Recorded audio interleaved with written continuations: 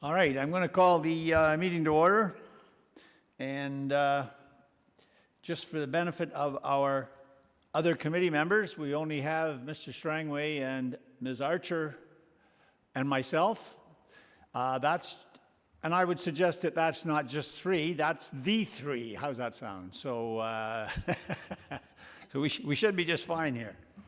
All right. As required under the Planning Act, a public meeting is being held prior to the committee making a decision on these applications. And to start things off for the benefit of everyone, I will introduce the committee members.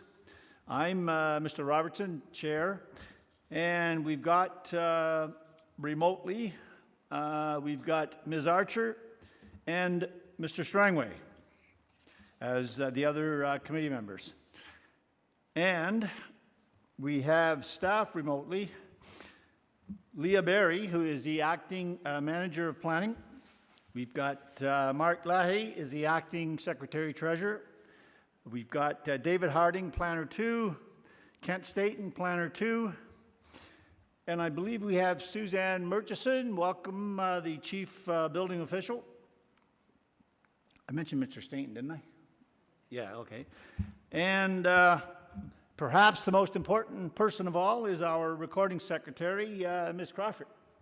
She does a great job at it, always. So anyway, so I think we're in good shape there then. All right, committee members, I need a motion to approve the agenda as printed. Mr. Strangway, Ms. Archer, any comments or questions with respect to the agenda? All right, all those in favor? And that carries. Thank you. All right. Are there any declarations of pecuniary interest by anyone? All right, being none. The minutes of the last meeting.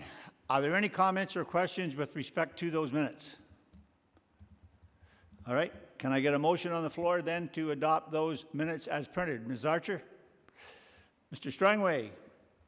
Comments or questions? All those in favor? And that carries. Thank you. All right. For the benefit of everyone that's is there online, the committee will hear comments, gather information, and may ask questions to clarify statements made. The committee may ask and answer questions or redirect questions to the appropriate person. Please note that any information or comments given to the committee during this meeting, those comments are considered evidence. We will first hear from staff and then the applicant or his or her agent. We will then hear from any person in support of or from those who have questions, concerns, or are opposed to the application. Finally, the applicant or his or her agent will have an opportunity to respond to any of the statements made to the committee. When you decide to speak, your picture will come up on the screen there. I would appreciate it if you'd give us your name. We will afford you a maximum of 10 minutes to give your presentation. Most people are much shorter than that. I don't think we've ever had anyone that goes to 10 minutes. But if you are someone that needs to talk about it and you feel you're going to go beyond 10, when you get to the 10-minute mark, I will stop you and we'll see if the committee would grant you a few more minutes. I don't think that's ever happened, but I like to let folks know that that opportunity is out there if they need it. All right. Having said all that, we'll move to the agenda. And the first matter we're dealing with is file number D20-2021-029. And this is part lots 16 and 17, concession 10, geographic township of Somerville. Mr. Staten, go ahead, sir. Thank you, Mr. Chair. Thank you, committee. The application is requesting relief from section 18.8.1 of the Township of Somerville zoning bylaw in order to construct a new single detached dwelling and an agricultural building upon a lot which does not have a lot line abutting an improved public street as defined. The access point to the subject lands is approximately 450 meters or 1,476 feet west of a section of assumed and fully maintained municipal road. which is known as Woodcock Line. While planning staff were able to access the property, the ability for emergency management services to obtain access and egress to and from the property is imperative. Moreover, the standards and requirements needed to upgrade the section of road allowance from Woodcock Line to the subject lands are to be provided. Both the Roads Division and EMS divisions were circulated on the application. However, comments remain outstanding. In the absence of comments from the EMS and Roads divisions, planning staff recommend deferring the application until such time as all of the requisite information relating to the requirements associated with emergency vehicle accessibility, road widening, and upgrades, as well as road maintenance, are identified, provided, and analyzed. The requirements will form the basis of the recommendation on the file, as well as any and all appropriate necessary conditions of approval. Planning staff is requesting the committee consider deferring the application for a period of not more than 3 months, returning at the latest to the September 2021 meeting. Thank you. Thank you, Mr. Stainton. Are there any questions of Mr. Stainton from committee members? Mr. Strangway, go ahead. Yes, thank you. Mr. Stein, what is the condition of the road there now? Is there a road? Is it a trail? Or what is it that we're asking for this deferral? Through you, Mr. Chair, the current state of the road, it's an unopened road allowance that is essentially being used as an ATV trail running east to west. During the site visit, both David and myself were able to access the property, driving relatively slowly. So it is accessible. Again, the concern was with respect to larger vehicles, EMS, sewage haulage, things like that, being able to get in as well as turn around. So in the absence of those comments from those agencies was why the deferral is being requested. Thank you. Anything further from committee? All right. Is the applicant online? Does the applicant wish to speak to this deferral? All right, being none. Is there anyone online that wishes to speak to this application, either in support of or opposed to? All right, being none. Then, committee, I would suggest that the motion be that it be deferred to no later than the September 2021 meeting. Can I get a motion to that effect? Mr. Strangway. Do I have a seconder? Mrs. Archer. All right. All right. The only questions on deferrals have to do with timelines, and we've already established that. So that being the case, all those in favor? And that carries. Thank you. So the matter is deferred until no later than the September meeting of the Committee of Adjustment. Thank you. All right. All right, moving right along. We're now dealing with file number D20-2021-030, and this is 68 Cedar Tree Lane, former village of Bobcaygeon. Mr. Stainton, go ahead, sir. Thank you, Mr. Chair. The purpose and effect is to request relief from section 5.2, subsection F, to increase the maximum lot coverage from 30% to 35.9% in order to permit the construction of a new 197 square meter, or roughly 2,120 square feet, 1.5-story single detached dwelling with an attached 2-car garage and a 38 square meter or 409 square foot covered deck. The applicant underwent a pre-screening associated with the application, for which a meeting was held to discuss the proposal on April 1st, 2021.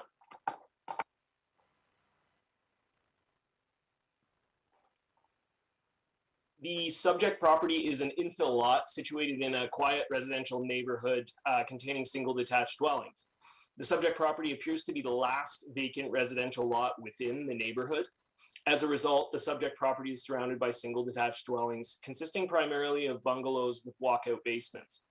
There is a cedar forest to the south of the lot, which is associated with a residential lot on nearby 162 Riverside Drive, seen to the south here.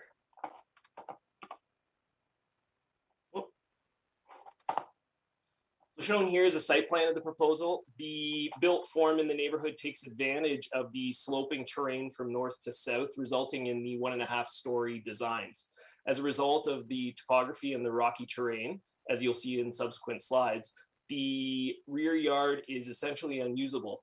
Hence the incorporation of amenity space in the form of an attached covered deck to the rear, as will be seen on the next slide. So here's some elevation renderings of the proposal. As the rear yard is not conducive to constructing things like sheds, utilitarian storage buildings, the additional space is sought in the form of an extra bay on the garage, shown in the upper left of the plans right here. The rear yard setback will be in excess of 8.4 meters from the covered deck projection, with the minimum requirement being 7.5 meters. Again, you can see the sloping terrain and the covered deck here on the southern portion of the dwelling. The proposed increase in lot coverage is not anticipated to be perceptible, as the scale of the built form will not change when viewed from Cedar Tree Lane in conjunction with the adjacent residential lots. The photo on the left shows neighboring 70 Cedar Tree Lane, which is to the east of the subject lands, with the photo on the right showing 64 Cedar Tree Lane, which underwent a similar variance in 2005. The slide on the left here basically captures the overview of the lot, showing the wooded nature of the lot, with the photo on the right showing the view across the road from the subject lands looking north, which are basically residential lots, vacant residential lots, as part of the same plan of subdivision.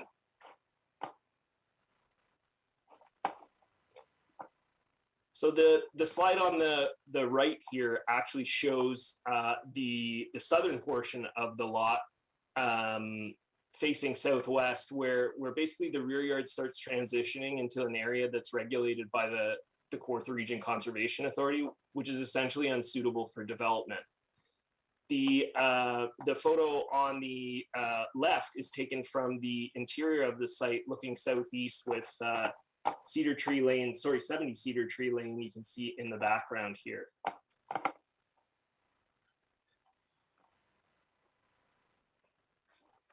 The lot coverage requirement is basically ensures a sufficient degree of landscaped open space is maintained in order to control the more technical aspects of development, such as stormwater management, landscaped open space. The side yard setbacks, which are shown here in both slides on either side of the proposed dwelling, comply with the zoning bylaw in order to ensure the safe conveyance of stormwater runoff. The Development Engineering Division has advised that they have no concerns with the proposal. Also, adequate outdoor amenity space is created in the form of the covered deck within the rear yard. Comments were received, again, from Engineering and Corporate Assets Division, as well as the Building and Septic Division, stating that they have no concerns with the proposal. Kawartha Conservation also provided comments indicating that a permit is required for the proposal and that they have no concerns from a watershed, natural heritage, and a natural hazards perspective. Based on the contents of the report, staff acknowledges the application meets all 4 tests of a minor variance, and staff respectfully recommends approval of the application subject to the conditions identified within the report. Thank you. Thank you, Mr. Stainton. Are there questions of the planner by committee members? All right, no questions. All right, is the applicant online? Does the applicant wish to speak to the application?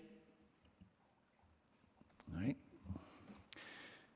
Is there anyone online wishing to speak in support of the application? In support of the application? Anyone wishing to speak in opposition to the application? Opposition to the application? All right, well, that went rather smoothly. All right, committee, I'm back to you. All right, Ms. Archer, the motion is printed Yes, as printed. and seconded by Mr. Strangway. All right. No further comments or questions. All those in favor? And that carries. All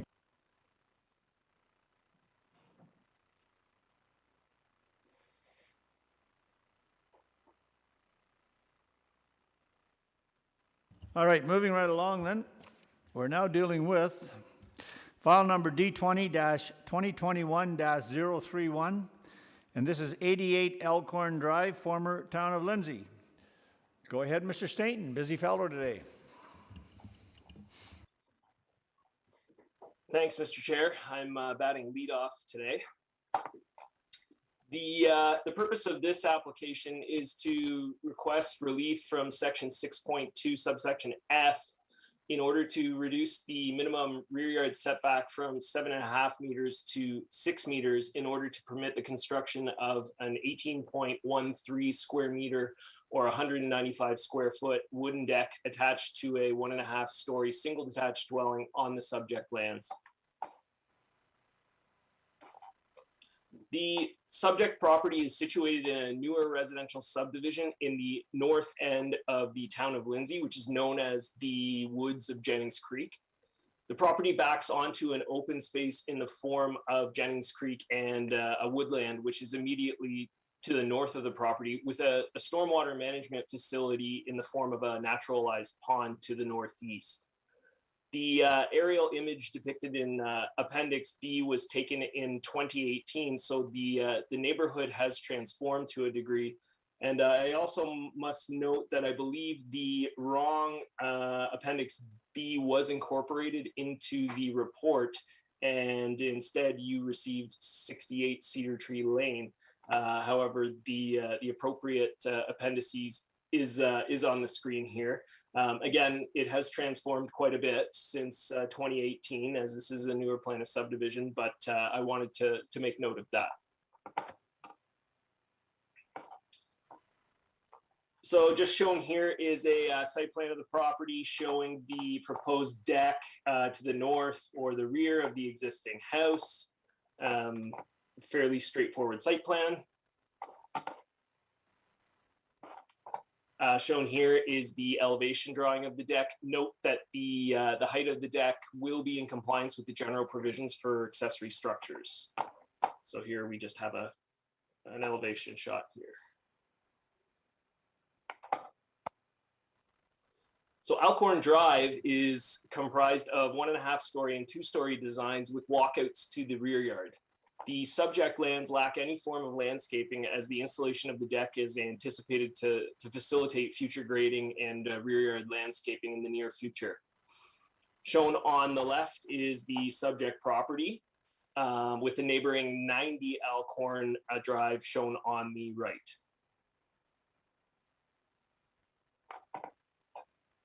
The slide on the left here is showing the neighboring property to the west, which is 86 Alcorn Drive.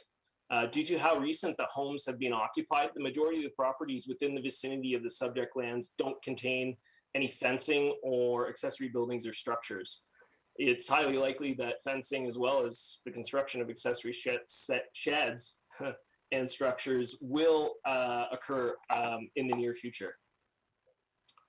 The right-hand slide here shows the location of the deck towards the western side of the property. So here's the balcony in question here. The proposed deck will provide increased amenity space for the existing dwelling by extending the main floor of the dwelling and will enable access to the rear yard. The 1.5 meter encroachment into the rear yard setback still provides for utilization and access to the greater rear yard portion to the north of the proposed deck. So I'm just going to switch slides. So shown here on the left is the rear wall of the dwelling in the subject lands. So that's taken from the northern property line, which is facing south, with the photo on the right taken facing to the east. And it captures the rear yards of the properties to the east as well.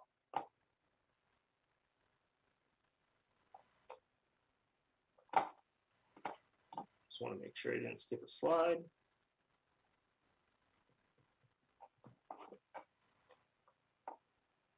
So the intent of the rear yard setback provision is to provide sufficient rear yard amenity space, address any massing impacts, and reduce land use and privacy conflicts between abutting properties.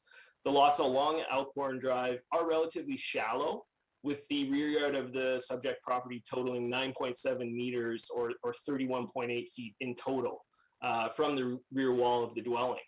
The proposed 1.5 meter reduction of the rear yard requirement is also not anticipated to pose any land use compatibility issues, as Jennings Creek and open space is located to the north and no decks currently exist along the adjacent properties.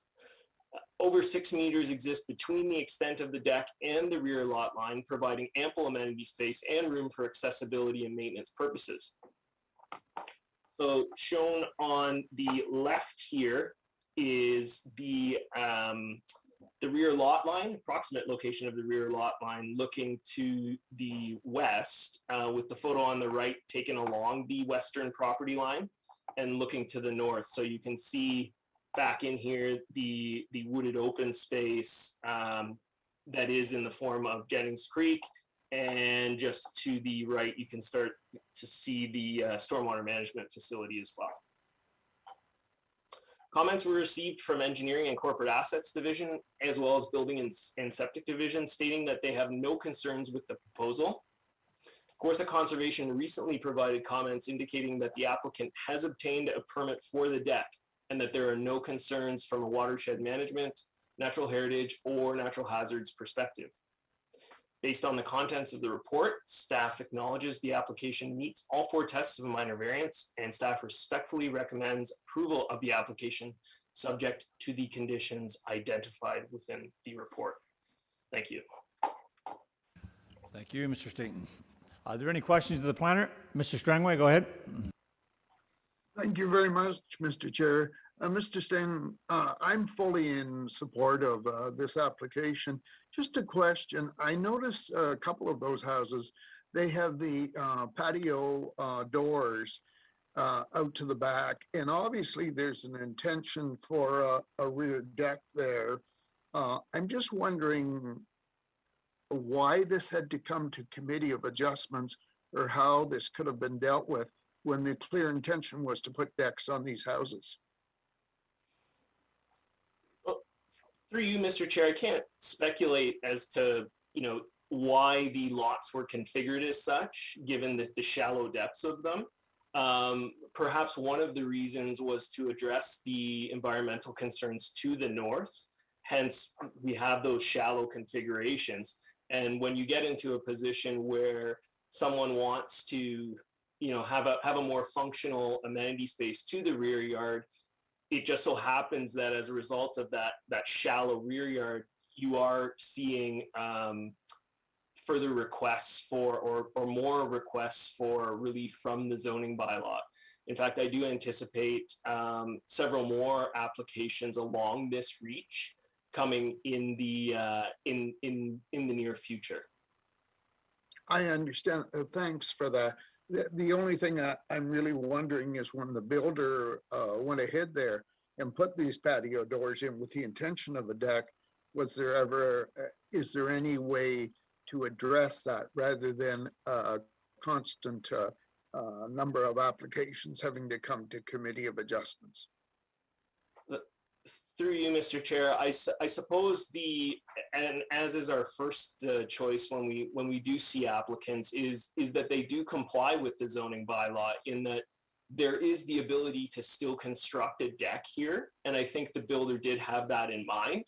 It's just perhaps the level of foresight maybe wasn't given to, for instance, people with mobility issues, or other sort of extenuating circumstances that require that larger space, or extension of the deck. So perhaps that factors into it. But really, at the end of the day, I can only speculate as to why the developer didn't take the size of the lots into consideration when they when they actually designed the walkouts in relation to things like patio space and the decks themselves. I'll leave that with yourself in the planning department. It just seems that, you know, I'd hate to see where the builder has put this in, and then all of these people are going to have to come to committee of adjustments simply to put their deck on the back, which I think was the original intent with the design of these homes. Thank you. Anything further from committee? I guess if I might, I have a similar question to what Mr. Strangway had, only mine has to do with Kawartha Conservation. It looked like, is there a road, is there going to be more building behind, to the north of that, the residence we're looking at, or is it adjacent to the woods, Mr. Stainton? To you, Mr. Chair, it is adjacent to the woods. There will not be development to the north of this lot. I believe that was one of the considerations when designing the plan of subdivision, is to give an adjacent buffer from the limit of the floodplain or whatever regulated feature is in play here. And also to facilitate access to the stormwater management facility to the immediate northeast. So will all of these lots then along there, and I'm somewhat familiar with that area, are they all going to require, if they decide to put in these decks, are they all going to require these permits from Kawartha Conservation? Through you, Mr. Chair, I reached out to Kawartha Conservation. I believe there may be some form of expedited review that is involved along this reach of Alcorn Drive as a result of the review that was conducted through the plan of subdivision. I won't speak on their behalf because I didn't get an answer back. However, I do know that a permit was issued for the deck, and that they did provide comments on this application. So that is moving forward, something that we will consider, perhaps something like that expedited review, or even determining the overall costs associated with it. I just haven't received that level of commentary back from them yet. Have you any idea what the permit, so you wouldn't know yet what the permit actually costs that they are asking or requesting? Through you, Mr. Chair, I'm not going to speculate on the costs. No, I'm not going to comment on that. Oh, that's fair, but I guess it just seems to me, sort of alluding to where Mr. Strangway was going when this development went in. It seems to me there should have been some thought given to the fact that if these lots are all going to require permits for a deck, obviously it's designed for a deck situation, and also they're going to require permits from Kawartha Conservation for each one of these. Like, just doesn't ring true. So I'm hoping then, so I'm hearing from you that we're going to follow up on that then for any future applications that we may get there. Through you, Mr. Chair, absolutely. As I mentioned to Member Strangway, we are in the process of reviewing several applications along this reach of Alcorn, and whatever we can do as a city to expedite or sort of lessen the impacts to the public, we will explore that. Thank you. That's good news, because I think it needs to be done. That does not seem fair at all. All right. Are there any further questions from the committee to Mr. Stainton? All right. Is the applicant online? Does the applicant wish to speak to the application?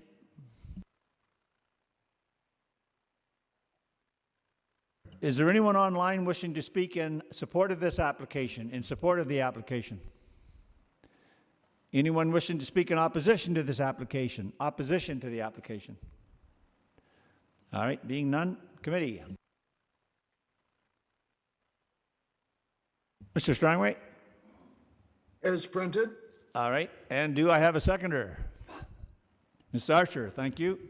Any further comments or questions with respect to the motion? Being none, all those in favor? And that carries. Thank you very much. All right.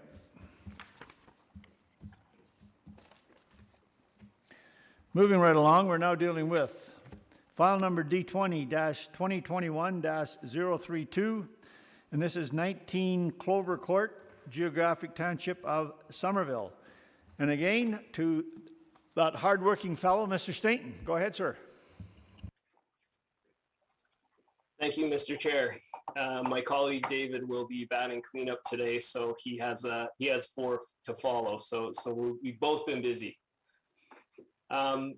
The purpose and effect of this application is to request relief from section 5.2C in order to reduce the front yard setback from 7.5 meters to 3.75 meters to facilitate the construction of a 61 square meter or a 657 square foot addition to an existing vacation dwelling. It's important to note that the advertisement of the application inadvertently made reference to section 5.2D, minimum rear yard setback of the zoning bylaw, while again, relief is being sought from section 5.2C, minimum front yard setback of the subject lands. The subject property itself is situated on the northwestern shore of Craigo Lake, northwest of the hamlet of Kinmount. Many of the dwellings and vacation dwellings along Craigo Lake Road and Clover Court are heavily wooded, secluded lots comprised of seasonal dwellings constructed prior to the 1970s, with the lots being part of a plan of subdivision. While some seasonal dwellings have been enlarged, it appears the majority of the cottages are smaller in order to maintain a rustic character of the shoreline residences as is proposed through this application. So shown here is an elevation survey of the property with all the buildings labeled in accordance with the application form. So you've got building 1 being the main dwelling, building 2 and building 3, which are accessory buildings, and there's also a privy located right here. So this is just another survey showing the limits of the LSR zone provisions mapped out. So as you can see here, there's a need for relief based on the proposed front yard setback. The site, as I mentioned before, it contains the 1-story vacation dwelling as well as the 2 accessory buildings that were constructed in 1975, according to MPAC. And since the construction of the buildings predate the current Township of Somerville bylaw, which was 1978.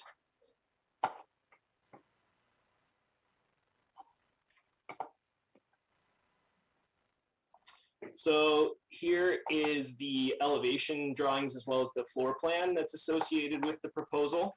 So on the right, in the dark and the hashed, you can see the extent of the proposed addition, and the overall addition, as seen right here, it kind of emulates the current design of the cottage. So they want to really maintain that minimalistic look by doing this addition and sort of recreating what they have currently.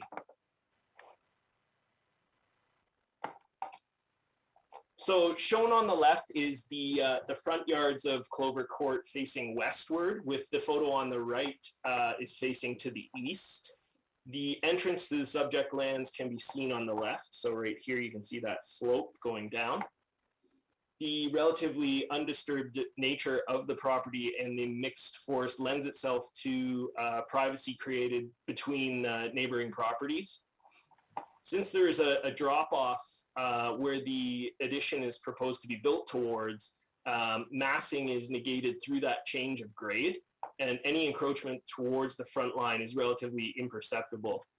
There's also a considerable distance from the location of the front property line to the road itself, which is about 8 meters, which also assists in buffering the proposed addition. So shown here are just some examples of the built form in the immediate vicinity of the subject lands. So these cottages were probably constructed, as I said, probably around the 1970s, and they're smaller, and they tend to represent the character of the neighborhood.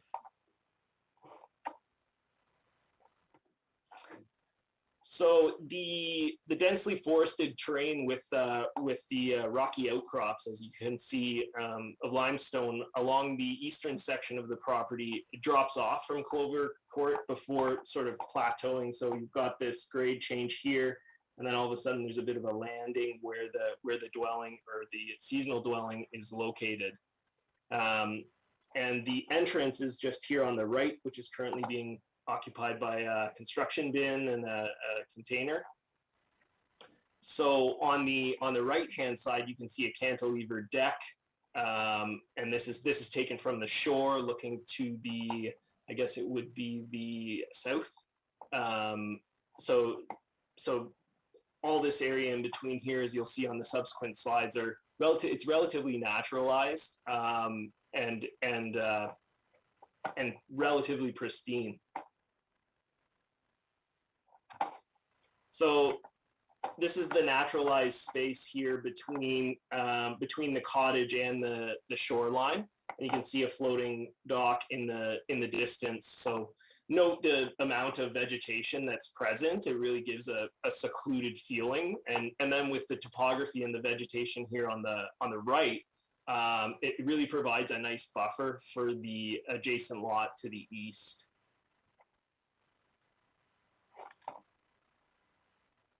The intent of the front yard setback is to provide separation between the road and residential uses. However, Clover Court is a private road located off of Craigo Lake Road and does not appear to experience a lot of traffic. There are no anticipated land use compatibility issues presented to the front yard to road interface, as again, the grade rises as one approaches Clover Court from the location of the addition. Through constructing the addition, the prominence of the south face it will be increased. However, the addition, it's not going to be imposing onto the streetscape due to that change in grade, as you can see here. So on the left, you've got essentially the extent of the addition depicted here by a rope on this flat portion, and then the photo on the right is taken back towards the road. So you've got that sort of shield in terms of the rising topography in between it.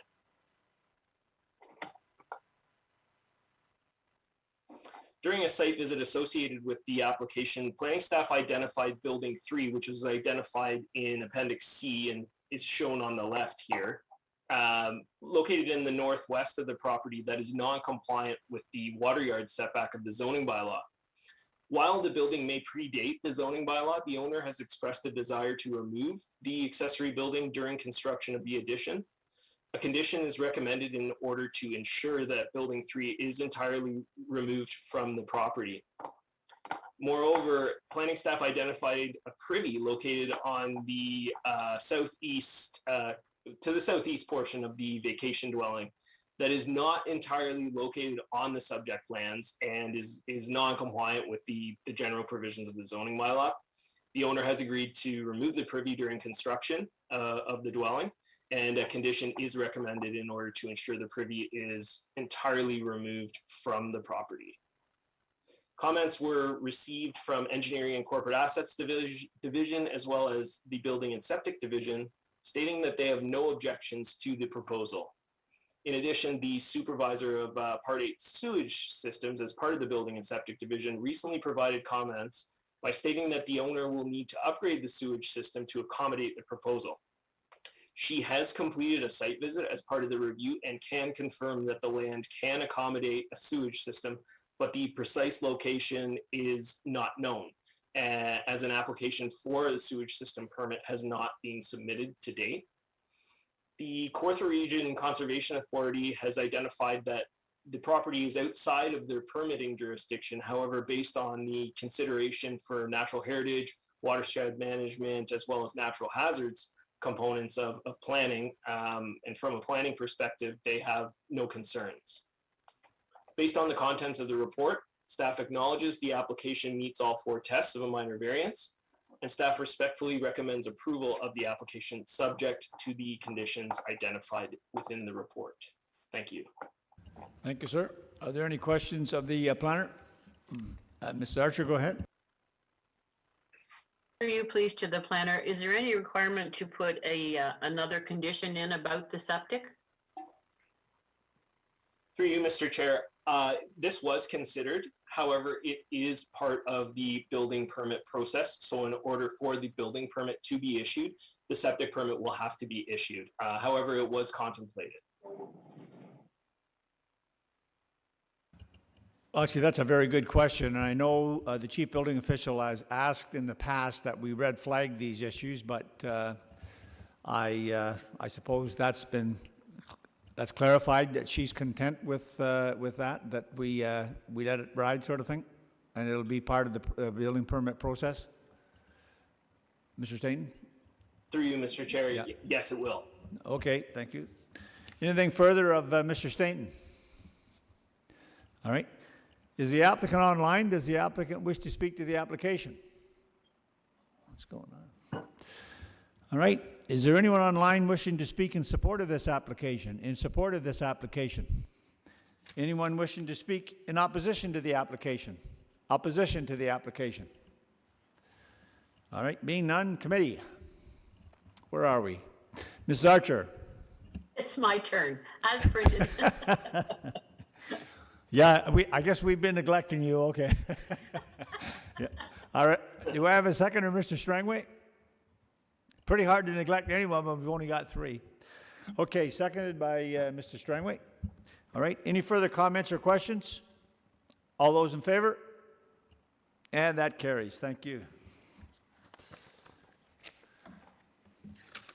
All right, moving right along. We're now dealing with file number D20-2021-033, and this is 210 and 212 Sturgeon Glen Road, Geographic Township of Fenelon. And according to Mr. Staton, we now have the hardworking Mr. Harding on board. Go ahead, sir. Thank you, Mr. Chair. Good afternoon, committee. Just bear with me while I sort out how to share my screen here. I think that worked. So this application proposes to reestablish 2 shoreline residential lots addressed as 210 and 212 Sturgeon Glen Road by reducing the minimum lot area, minimum lot frontage, minimum dwelling unit area, and minimum interior side yard setback requirements. The minimum dwelling unit area and the minimum interior side yard setback pertain solely to address number 210.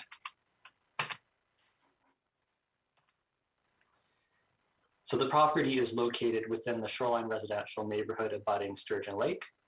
The shoreline lots are on the west side of the road, and on the east side, there are wetlands and forest. So this application meets the 4 tests for minor variance. So here we've got a site plan of the proposed redivision between the parcels. You can also see there is a dashed line there that represents a slight change in parcel fabric, in order to make sure that all of the built form belonging to 210 stays on 210 once the parcel is severed. So the 2 dwellings each contain their own septic and water systems, as well as their own parking areas.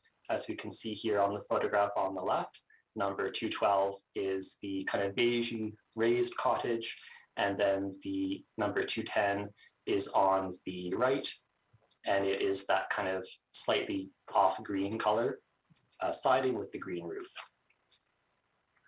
So each dwelling functions independently of one another because it has its own parking and private services already established. The photograph on the right is just taken from the shoreline, looking back between those 2 parcels again. So number 212 is on the right in that case, and number 210 is on the kind of center left. So the reduced interior side yard reduction for the building at number 210 is proposed at 1.17 meters. It's not anticipated to be really perceptible at all because it's a 1.3 meter requirement normally. So we're talking about a very minimal reduction. And also because number 210 or the built form on 210 is a single story, you're not really going to have any massing impacts that would be experienced by the residents on number 212 because we're dealing with a single story building. The deck at 0.83 meters is a little bit closer, of course, to the lot line, but in this case, as you can see in these two pictures, and this again, 210 is the kind of minty green lower level building. That deck is quite low to the ground, so it's not presenting a very large obstacle for people to walk around, and it's not going to provide any sort of massing impacts to the dwelling on number 212. Okay, I will back up again here so that we can see the neighborhood as a whole. So the dwelling at number 210 Sturgeon Glen spans pretty much the width of that lot and is wider than the more modern two-story dwelling on number 212. This minty green building, number 210, was constructed circa 1966, and its total gross floor area or size is more common of that of the older housing stocks seen in this neighborhood. Now, while there has been a transition in this neighborhood to replace a lot of these older cottages, they do still exist, and this built form is in keeping with that established older built form in this neighborhood. The property is within the rural residential type 3 zone category, and the RR3 zone requirements for lot area and frontage are in place to ensure that when a shoreline lot is created, that it can be serviced. And in this case, because we have existing services, it's already been demonstrated that our residents can exist on less lot area and frontage than the bylaw requires. The property is also within the waterfront designation, and residential uses are anticipated within this designation. Staff does respectfully recommend that the application be granted, subject to the conditions identified in the report. Thank you, Mr. Chair. Thank you, Mr. Harding. If I missed this, I apologize, but before I go to the other committee members, could you just re-educate us as to why these lots would have merged on title? Yes, Mr. Chair. So I understand that this was an error that occurred between the owner and their lawyer.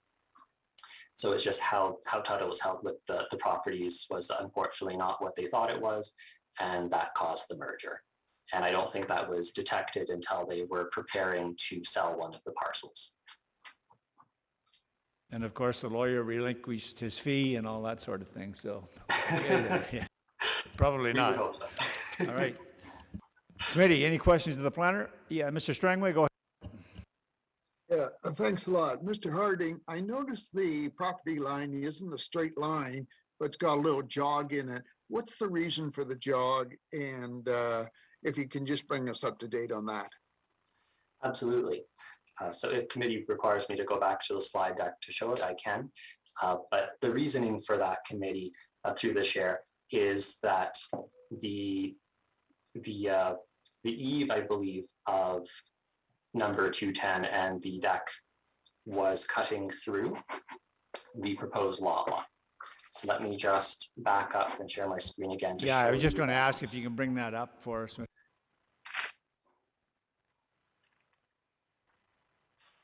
Okay, so we're going to look specifically at the Zoom portion here. Okay, so what this is showing us, and we can see a little bit of it here. Hopefully this shows up for you, committee. So there's a dashed line that runs right here. It's very hard to see, but there is a dashed line there. And what that dashed line represents is the actual eave of 210. So we can see here that the lot line would actually run through the eave of that building if it was put back in the same place it had been before. And we were also dealing with cutting through the middle, or more than the middle, of the concrete walkway that also served as the access between the front and the rear yards for that residence. So in order to address the encroachment concerns, the best way forward was to have a slight bend in the lot line to make sure that all of the built features, plus a little bit of a buffer to 210 were provided when that lot line was reestablished. Okay, I appreciate your ingenuity in doing that and making this work. Just for my own education, what is the reason that the whole lot line didn't move over rather than have a jog in it? As I say, I'm fully in support of what's here, but just wondering why it wasn't done that way. That was a discussion we did have with the lawyer representing the title insurance company, and that was offered up, but they had determined that to minimize the disruption to the established lot line area, that having that slight bend was the best way forward. Okay, thanks for that. And I appreciate the ingenuity in making this work for these folks. All right, anything further from committee to the planner? All right. Is the applicant online? Does the applicant wish to speak to the application? Twos are watching in on YouTube, or I can't remember what forum it is. So they're not actually, they couldn't access it. But I'll speak very briefly on their behalf. And your name, sir? That's okay. My name's Paul Rabinovich. I'm a lawyer with HDR Graham Partners, and I'm retained by the title insurance company. So I'm not the lawyer who acted and merged the properties. I'm correcting the problem now. And yeah, we had brought a consent app. It came up when they tried to sell. So we brought a consent application. The consent application, David determined that there were a number of potential variance issues. So in order to get the consent through, we were agreeable to bringing this variance application, and we all agreed on that slight jog because it was the least change to the two properties, because the twos didn't want to sort of change the properties any more than they had to, but it will alleviate future problems when they do sell, and that way it left the water frontage the same on each property, and the road frontage the same on each property as well. So this is really just the last, hopefully the last step to tidy things up so we can separate the properties and they can move forward with the sale of one of them. And unless there's any questions, that's really all I had to say. Thank you, sir, and we appreciate your clarification there. Are there any questions of the committee to the deputy? All right, being none, thank you again, sir. All right, is there anyone wishing to speak in support of this application? In support of this application? Anyone wishing to speak in opposition to the application? Opposition to the application? All right, being none. Committee, where are we? Mr. Strangway. As printed. All right, and seconded by Mrs. Archer there. All right, very good. Any further comments or questions with respect to the motion? All right, all those in favor? All right, and Mr. Rabinovich, the application has been approved. Thank you again to everyone for your assistance. And thank you. Bye now. All right, moving right along. We're now dealing with file number D20-2021-034, and this is 17 North Water Street, Geographic Township of Bexley. And again, Mr. Harding, go ahead, sir. Thank you, Mr. Chair. So this application proposes to construct a new 1.5-story single detached dwelling on the property. The existing dwelling is a single story. In order to permit the construction, relief is sought from the front yard provision, as well as the water and environmental protection zone setbacks. For those seasoned members of the committee, you will recall that this was before you back in 2018. However, the owner was unable to obtain a building permit within the allotted time frame, and the approval lapsed. But the owner has come back to us and is now ready to proceed with development. So this proposal is unchanged from what committee dealt with in 2018, with minor changes to conditions based upon advanced processes that we've ironed out at the city. So this property is within the hamlet of Copaconk, within a residential neighborhood to the immediate southwest of the central business district. So the subject property is surrounded by residential uses on the southwest and kind of northwest sides, and a little bit of the northeast side, but we are heading into a bit more of a commercial built form in that area. There's also a boat launch park right to the northeast of this parcel. So this lot is actually a corner lot.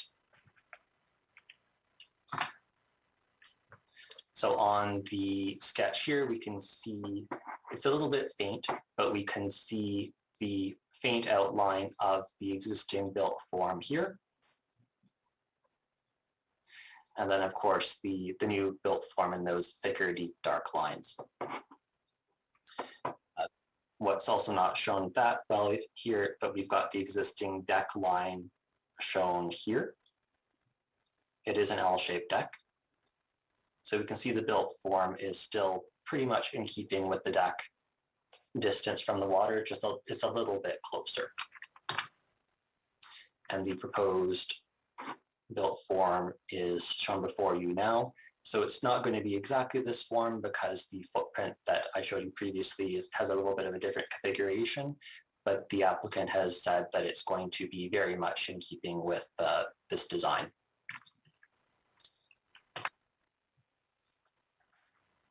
So staff are of the opinion that the application meets the 4 tests for minor variance. The new dwelling is proposed in approximately the same distance away from the road as the existing. So as we can see in the photograph on the left here, single-story built form, quite low to the ground, but we can see how close that existing wall is to the road. So we're not changing up that distance for the habitable space of the wall. The garage is going to be pushed a little bit further back to allow for parking within not just the garage, but on the driveway in front of the garage, and make sure that parking is fully contained on the lot. So the other dwellings along the road range from single to 1.5 and 2-story designs. As we can see here, the dwelling next door on the southwest side is 2 stories. The photograph on the right is me looking across the road, so we can see some single-story built form across the road there. And then in these photographs, again, I'm standing in front of the dwelling, looking towards the central business district on the photograph to the left, and then down into the residential neighborhood on the photograph to the right. And you can see based on this photograph that all of the housing is pretty close to the road. So we've got a very kind of urban built form in this area. And especially using the dwelling to the southwest as a reference, we can see that this dwelling here is about the same distance away from the road. That one's a little bit further away, but there's not a substantial difference there. And then we've got a shot of the rear yard here. So on the photograph on the left, the subject parcel is the single-story building on kind of the right portion of that photograph. And then the photograph on the right, subject parcel, or the dwelling on the subject parcel is kind of in the left side there, and we're looking again out to the northeast towards the central business district. And you can see where the existing deck is there. So walkout design is proposed for the lower level of the new build, and that is to ensure that there is not going to be an additional 1 or 2 level deck that's further encroaching into the water setback. We are proposing access that's direct walkout basement there, and have worked with the owner so that from the main level, if they would like access to the rear yard, they're going to be going around to the northeast side, where my cursor is hovering right there, and they're going to make sure that the grading is such that they can walk directly out from that main level into the side yard and flow, which flows out and into their rear. So this increase in footprint is going to create a more viable dwelling unit. Because the existing, if they were to build within the existing, it would be a very, very shallow built form, very difficult to work with from a floor plan perspective. And we're also not really causing the built form as a whole to encroach any closer to the water than what has been established already through the combination of the dwelling and the deck. That being said, KRCA previously had looked at this, and they do want to see some shoreline improvements in order to compensate for this reduction. And they had proposed some shoreline planting techniques, which the owner was willing to do in the past. And we incorporated a condition that made it into the final decision of committee at the time. So we've incorporated that decision again with some slight tweaks based on a better understanding of the site plan approvals process. So what that site plan approval is going to allow us to do is to ensure that there is vegetation that is planted between the dwelling and the shoreline. So as identified previously, we're also doing a net improvement to parking. As we can see, going back to this photograph here, there is no parking on the site. Right now, they have to park on the road or kind of on the sidewalk a little bit. Or if they really want to, they could probably park on that little bit of lawn between the sidewalk and the dwelling, but there's really nothing formalized. So as part of this development approval, we're improving the parking situation by bringing that dwelling into compliance and actually providing more parking than is required, which with vacation homes, that's always a benefit because the garage can be used to store other things. So if there is not 2 parking spaces available in the garage for parking at all times, we do have that surface parking in front of the garage. So to conclude, staff respectfully recommends that the application be granted, subject to the conditions identified in the report. Thank you, Mr. Chair. Thank you. Are there any questions of the planner by members of the committee? Mr. Strangway, go ahead. Thank you very much, Mr. Harding. Thanks for your presentation. Well done. First question, I'm just trying to place this on the photographs supplied to us in the report. It shows the water frontage is Balsam Lake, and yet on the other diagrams, it shows it as the Gull River. Which one is correct? Well, Mr. Chair, I suppose that I'm not an expert on where a river becomes a lake, but we're right in that area where the lake is narrowing down, becoming a river as it enters Coboconk. So we're right in that transitional zone. I don't think it's wrong to call it either. If we're looking for formal dividing lines, probably more Highway 35, which I think would be that formal divide, because I believe the dam is not too far after that, upriver. So this is probably considered still Balsam Lake. Okay, that's fine. That's what I thought. Another question.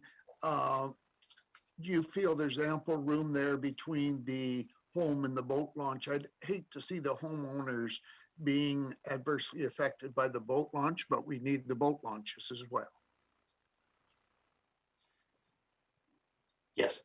I don't know if there's quite a question there, but I do want to just highlight through the chair that I'm just going to go back to my screen sharing again.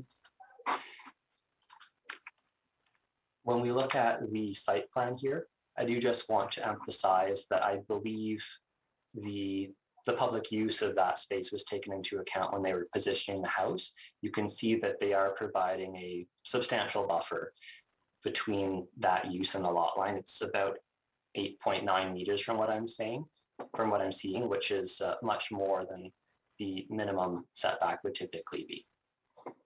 Excellent. One final question. I noticed along the waterfront, there is hard stone.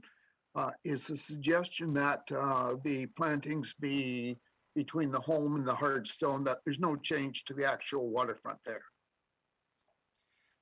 Through the chair, that is correct. They are not proposing, or KRCA was not proposing to alter the stone that's been installed, just to supplement the landscape space behind that with plantings. Great. This looks like an excellent project for Coboconk, and I can support it 100%. Thank you. Any further questions from committee? I guess the only thing I would ask Mr. Harding is that this looks like quite an involved situation with respect to Kawartha Conservation. Is this a unique situation at that location that we would be to the point of asking for a site plan and then having them identify a planning plan and all this sort of thing? Has that happened before there? Is that standard practice, do you know, along that stretch, or is this just something that's been decided upon recently?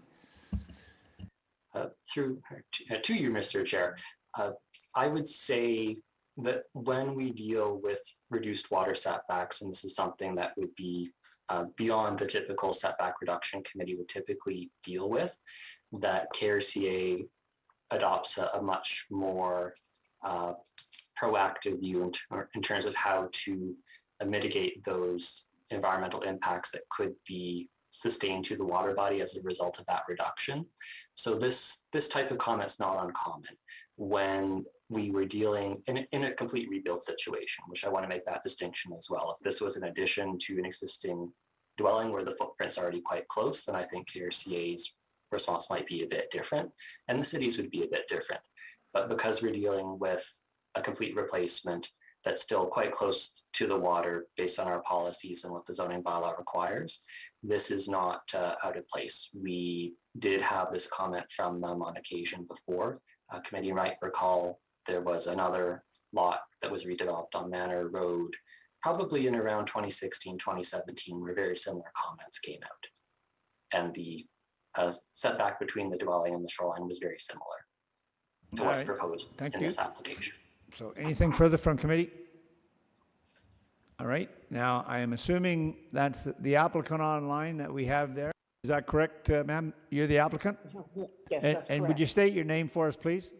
Yes, it's Josie Harlow. Thank you. Go ahead. Did you wish to speak to the application? No, the only thing I was going to ask David is that in our discussions, I had asked, could we have the a building permit that would be good for 3 years rather than 2 years, with the cost of rebuilding these days. And, you know, us trying to get our heads around this project, we would like to have it extended to 3 years rather than 2. Is that possible, David? Yeah, that's not something that we would do here, I don't believe. Mr. Harding, okay. could you maybe elaborate there? I think that question was directed to me, that this volume just dropped off a little bit. Oh, okay. So I will say to you, Mr. Chair, that yes, I had this conversation with Ms. Harlow before, and we are agreeable to that. We also understand that because there's a site plan agreement process attached to this, that might add a bit of time. So you will see in the staff report, condition number 3 does recommend 36 months rather than the traditional 24. Perfect. Thank you. Thanks. Relates to the building permit then? Yeah, okay, all right. Does that answer your question, ma'am? Yes, it does. Thank you very much. All right. Anything further that you'd like to speak to? No, no. Everything's been covered. Thank you. All right. Are there any questions of the applicant? All right. Thank you very much for taking the time.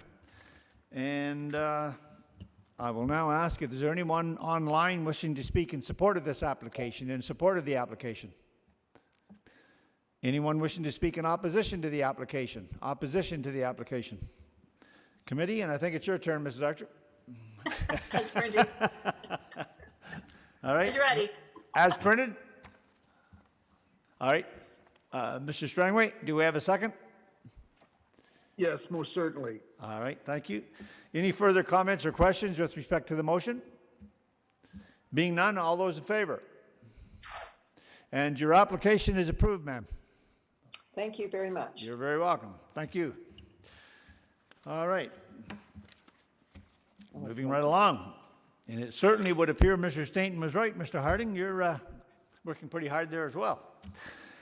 All right, we're dealing with file number D20-2021-035. And the location is 123 East Street, former village of Bob Cajun. Go ahead, sir. All right, thank you, Mr. Chair. There we go.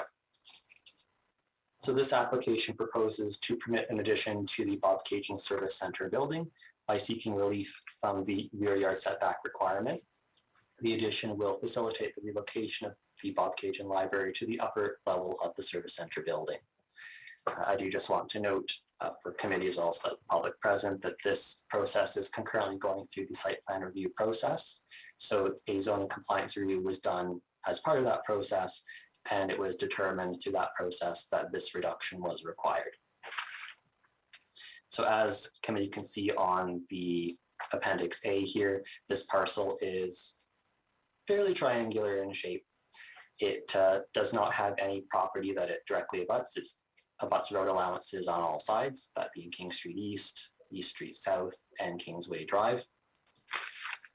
So in particular here, we will see that it's the Kingsway Drive, which is considered the rear yard and where that reduction is being sought. So in particular here is this box in gray where the addition is proposed. So if I just back up to the aerial photograph again, it's basically in front of this gable here. So that gable is going to be projected, and that's where the addition is proposed.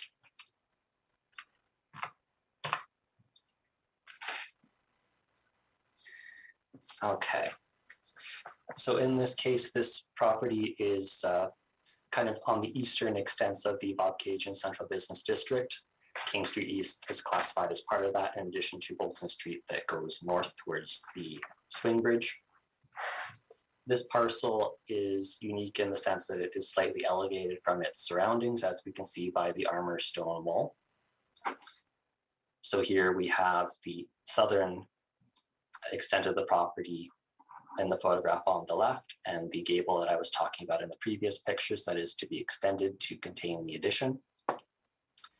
And then we've got the photograph on the right, which is me standing at County Road 36, or AKA East Street South, looking up into the parcel.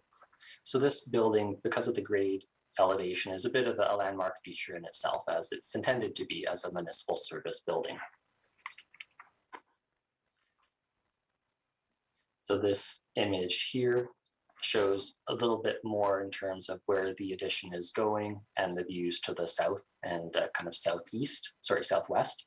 So this is Kingsway Drive here, which terminates at a cul-de-sac just south of the subject parcel.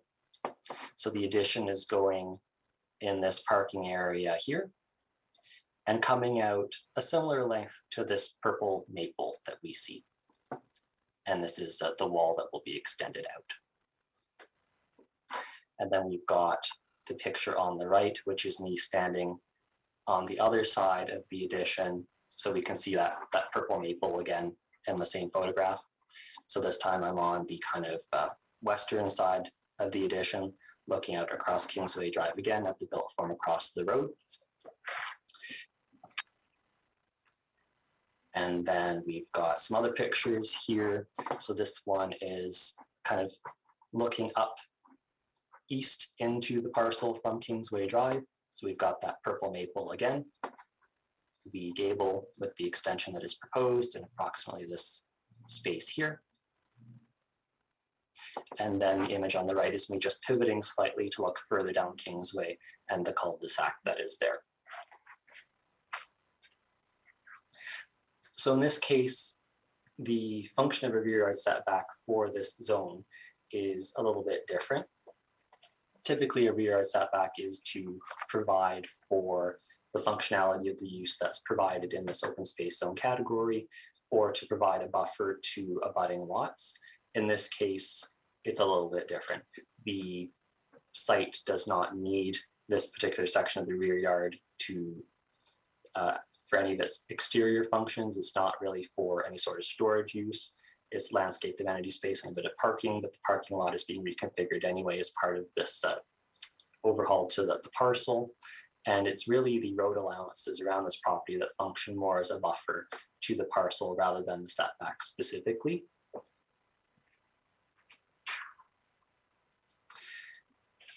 In terms of the setback reduction itself, so tying it back into the roads again, it's really the road allowance that's going to function more as a buffer to the dwellings across the road.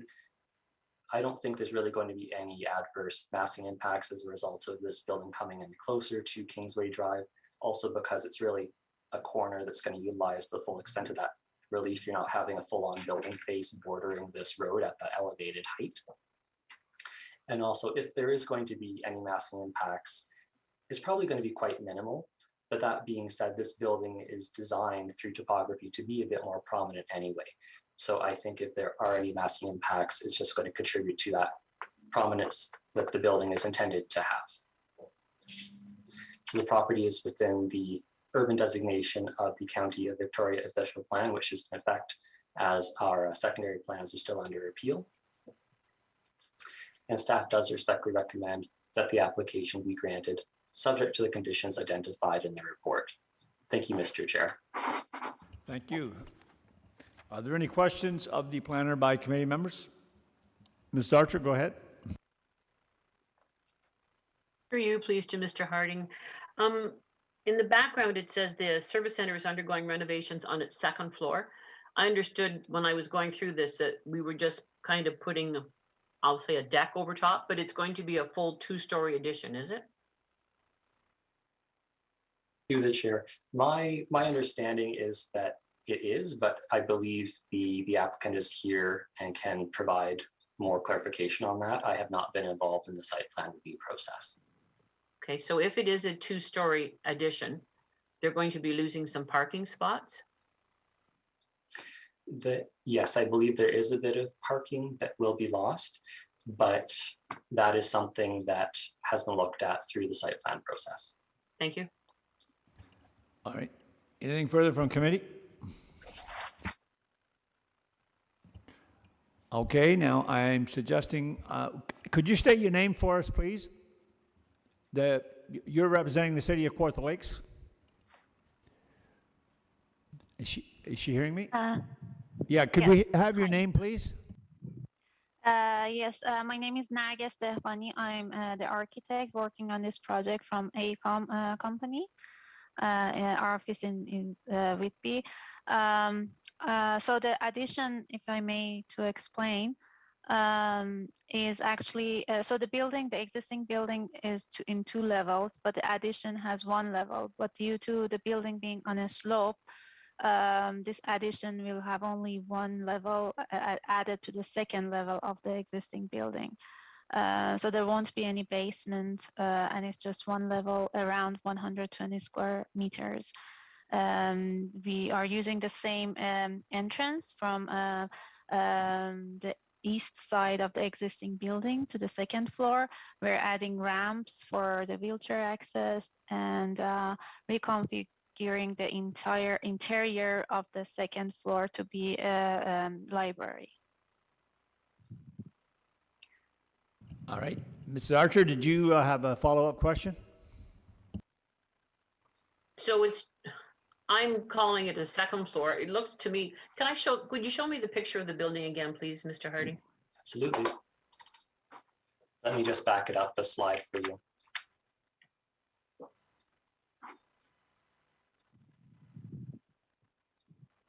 Oh, okay, I gotcha. Now I understand. Thank you. All right. Anything further from committee? All right. You can take that picture down if you wish, Mr. Harding. Thank you. All right. Anything further of the deputy? All right. Is there anyone online wishing to speak in support of this application? Anyone online wishing to speak in opposition to this application? Opposition to the application? All right, being none. I guess I just make a comment. I absolutely 150% support these types of things. I think we need one-stop shopping more in our municipal buildings, and I commend the city for taking this on, because here we are now, another use. There should be multiple use in these buildings, and that's exactly what this goes towards. So I say to the city of Kawartha Lakes, well done, because we should be doing more of it. That being said, do I have a mover for the motion? Mr. Strangway. All right. And As printed. a seconder? All right. Did you wish to speak to it, Mr. Strangway? No, I think your comments are very well taken. A great use here for this building, and I'm glad to see this taking place. And I also congratulate the city on a very positive move. All right, so I've got a motion on the floor then. Are there any further comments or questions with respect to the motion on the floor? All those in favor? And that carries, and the application is approved. Thank you very much. Thank you. All right. Well, unfortunately, committee, it looks like I've run out of material. So that went very well. All right, so there's no consents, no deferred applications, nothing further. Anything under other business from anyone, staff or members of the committee? No. Ms. Berry, are you finding those people very difficult to work with, or is it a rather smooth operation? I think based on the outcome of not just this meeting, but the lead up to, I'm getting a very good sense that we're in quite good hands with the staff. Very easy to work with. Yeah, well, if I may, if history speaks for itself, then you're absolutely right. They've done an excellent job over the years. I've been here a number of years, and so has most of the others, and absolutely nothing but accolades for our staff. Alrighty, that being the case, and I don't have nothing, Charlotte? No? All right. Then, I guess I'm looking for a motion to adjourn. Ms. Archer, so moved. Mr. Strangway, so seconded. All right. Any further comments or questions? I would assume not. All those in favor? And that carries. See, I wasn't kidding when I said it was the three. It worked out quite well. Are the other three away as, like, are health issues or just away? I think two are technical issues, and I'm not sure about the other. Yeah, Okay, listen, I am not surprised, given what we're doing, that we haven't had far more things occur relative to technical issues, because yeah, these things are difficult to perform. I never mention Joel, it seems, when I start the meetings, but gosh, he's been working wonders up there, and we thank you, Joel, for that. It's a well-oiled machine. It really is. It's worked well. So We couldn't do it without him. Sorry? We couldn't do it without Joel. Yeah, no, absolutely. Yeah. No raises, Joel. Okay. How about the three? Checks in the mail, Ms. Archer. We don't even get mileage now.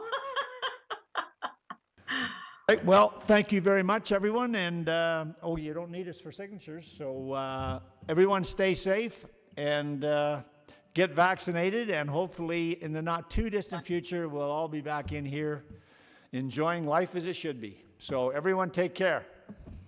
Thank you. Thanks, Lloyd.